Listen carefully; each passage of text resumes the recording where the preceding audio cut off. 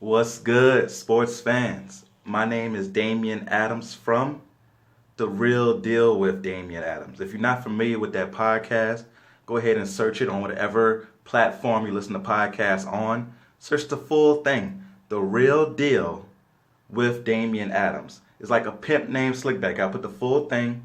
You'll search it, listen to it. You will like it. Go ahead, check it out. So today I wanted to come to you with my reaction to the Saints not getting a bye week in this year's playoffs. Now, there were some things that were outside of our control that didn't go our way, right? Earlier today, the Saints, we took care of business, right? Went down to Carolina, straight put a molly whopping on the Carolina Panthers, 42-10. Game was pretty much over in the middle of the first quarter. It was pretty much done. And Drew Brees looked very sharp. Our running game looked great as well. Alvin Kamara and Latavius Murray both getting touches, yards, touchdowns. Love to see Alvin Kamara get in the end zone again. It's a good sign. Our defense looked really good. Got a pick six in this game. Got pressure on the quarterback even with our defensive line not being at full strength. We look great. We've looked great the last few weeks. And that's what gets me into what we should look forward to. Now, being 13-3 and not getting a bye is a little bit of a downer. Like, man, that's a great season. 13 wins, 3 losses. That usually gets you at least a 2 seed, right? If not the 1 seed, at least a 2 seed at 13-3. But this year's a little different as we have 3 teams in the NFC at 13-3, and we lost the tiebreakers, right? And that's on us. We had our chances to beat San Francisco. Our defense didn't make a play in that game. We lost a bad game to Atlanta, where our offense didn't really show up. Those 2 games are the games that we should look at and fought for us not getting a bye.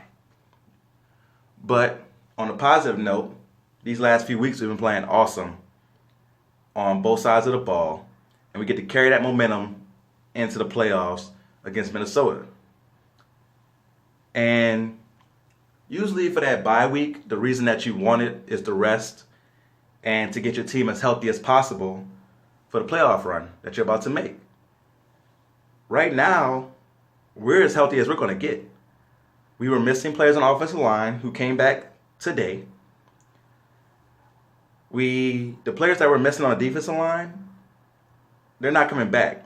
So it's not anybody that I can think of off the top of my head that we're waiting on to come back, that we're saying, oh, they just need another week or so to get 100%. There's nobody like that on our roster, or nobody like that who I can think off the top of my head that's very important to us, that we're waiting on saying, oh, they only need a week or 2.